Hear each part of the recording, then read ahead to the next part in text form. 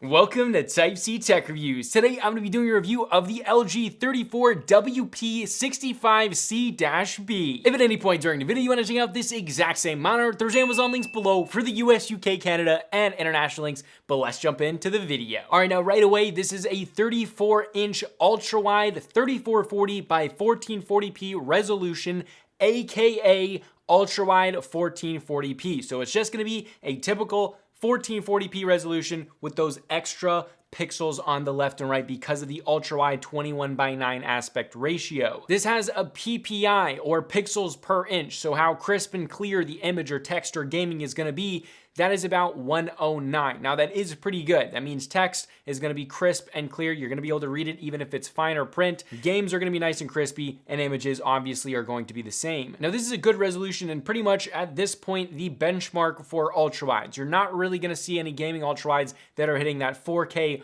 ultra-wide display yet. I hope that that's coming soon, but it's not right now. So 1440p is pretty much the max that you're gonna get even at this price point. Even if you go up to $1,300, $1,400, $1,500, you're still gonna get 1440p, so that is a good resolution. And the nice thing is you can hit those higher frames without having the most powerful GPU out right now. You can have older 20 series cards and easily use that. You could even probably have a 1080 and still be doing higher frames on ultra-wide 1440p. Now the panel type. The panel type is a VA panel. Now this segment of ultra-wide VA panels in this price point of $500 is absolutely massive. Now VA panels typically have more ghosting, they're cheaper to make than IPS panels, as well as you will have color shift when moving to the right and left and up and down. That's the biggest difference over an IPS panel, which is more expensive. However, this has the contrast ratio over an IPS panel because it does hit a considerably higher contrast ratio,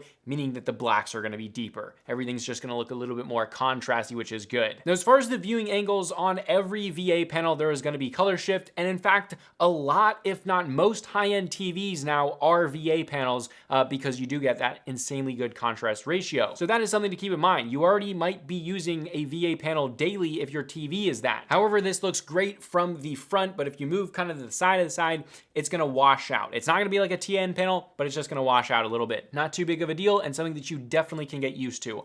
I've used VA panels as my daily driver a ton before. All right, now let's get into the gaming performance. The refresh rate, this thing hits all the way up to 160 hertz, which is great. And the biggest thing for me is the input lag. This thing has exceptionally low input lag, especially at this price point compared to the competition. It has very good input lag. So you really, when you're in fast-paced games, you can feel how fast and quick and fluid everything feels and looks because of that 160 hertz. Now, as far as variable refresh rate, it's also great. This supports FreeSync Premium and is G-Sync compatible, which is absolutely fantastic. We're not seeing any screen tearing in games. We obviously expect that because even though this is budget for an ultra-wide 1440p, you're still paying more, and we expect to see not a lot of screen tearing, and we don't here, which is great. All right, now that all sounds fantastic, but the biggest con of this monitor was what we're gonna get into right now, and that is the brightness. Now this thing is advertised at 300 nits of brightness, which is low when you compare it to Scepter, Asus, Gigabyte, and most notably,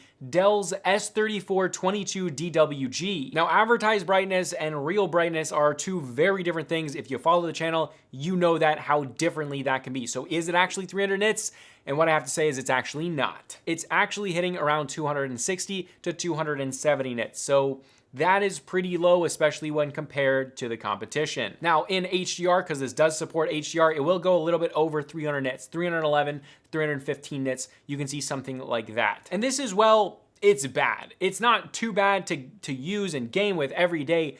But when you compare it to the competition, the Dell S3422DWG is hitting over 500 nits. It's advertised to do lower than that, but it's all the time, hitting it all day over 500 nits.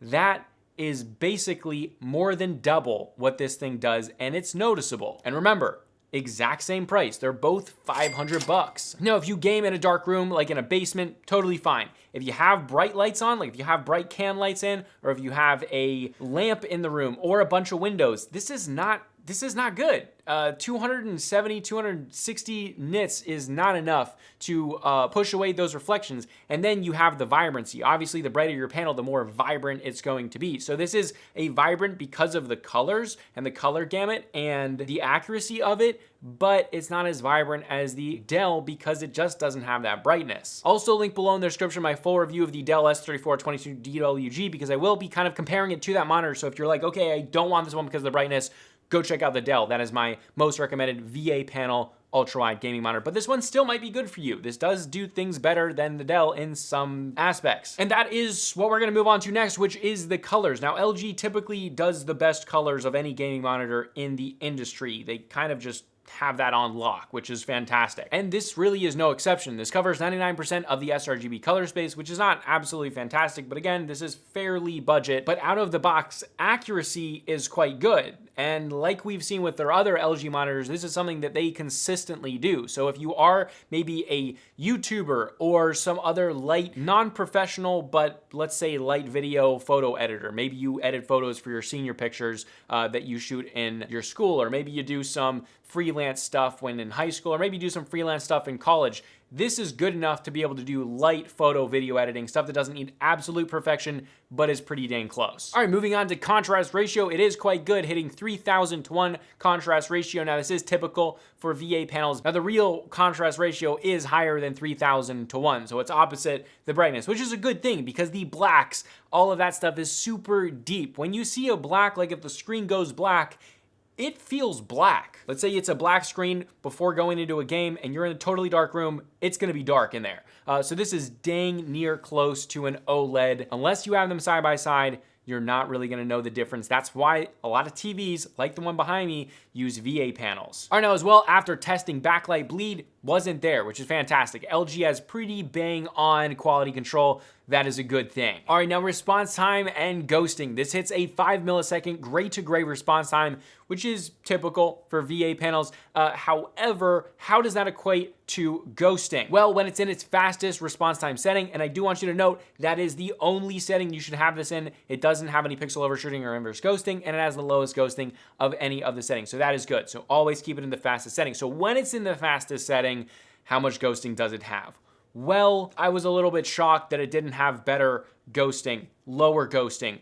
This does have higher, considerably higher than the Dell S3422DWG. I'm saying this so much because it was the best monitor. It did everything really well for being a VA gaming monitor, ultra wide at that $500 price point. This is the same one. It's a direct competitor. The ghosting doesn't stack up to that. It is better than some of the other VA panels that I reviewed, but VA panels sometimes have incredibly bad ghosting. Now, during gaming, when I've gamed on this thing, and I did game extensively, had a good time doing it, by the way, Insurgency Sandstorm, check that game out. It was enjoyable. It was very enjoyable. There is no red and green ghosting, which we've seen on these VA panels. So even though you do have more ghosting, I don't know if, unless you're incredibly prone to seeing ghosting, I don't know if I would totally judge the monitor just on that, because it was still an incredibly enjoyable gaming experience, especially because of that input lag. All right, now this does also have motion blur reduction, which works quite well. That being said, you cannot have variable refresh rate on when motion blur reduction is on because of the way that it has to work to be able to do it. You cannot have a variable refresh rate on with any motion blur reduction. That being said, the one thing that makes this almost unusable is all motion blur reduction has to drop brightness. Typically in every monitor, it drops your brightness. And that's fine when you have a bright panel because maybe you're gaming in a dark room and it doesn't matter too much. But when the peak brightness is already quite low, this matters. It drops it to a peak brightness of about 115 nits, which is dim. That's basically if you have any lights on in the room or any window, even far away, it's not gonna be enjoyable. You have to be in an entirely dark room to use motion blur reduction. And that's kind of a deal breaker if I wanted motion blur reduction. I don't typically use it a lot. However, it gets the panel pretty dim. All right, now the menu system and controls, they're the best in the game. You've heard me say it a million times. It uses a joystick in the middle chin of the monitor. It's incredibly intuitive and easy to use. The actual menu system itself is beautiful, it's pretty, it's the prettiest in the game, and it's also intuitive, easy to use, and I really do mean that. I actually recommended an LG monitor with this same menu system to my grandmother, and typically older people have a hard time with newer technology, especially menu systems and things like that. And she picked it up and did it really easily while we were on FaceTime with a bad connection. So that does speak to how intuitive it actually is. Now, as far as VESA compatibility, this is compatible with 100mm by 100mm VESA mounts. And the very cool thing is that on basically every LG monitor, they actually include the screws already screwed in to the back of the VESA mount on the monitor, which is awesome because you don't need to find screws if you buy like a monitor arm, which is fantastic. This is something that has really come in handy just to speed the whole process of setting this thing up, or any LG monitor, really. Now the speakers, this one actually has them, which LG pretty much never does, especially on gaming monitors. This has 7-watt speakers, which is pretty good for monitor integrated speakers. Okay, so this gets pretty dang loud, which is not common, and it's fairly clear. Now again, I'm saying that these are really good for monitor speakers. Most monitor speakers absolutely suck if they have them at all. So having them is an A+. Having good ones or better ones is an A++.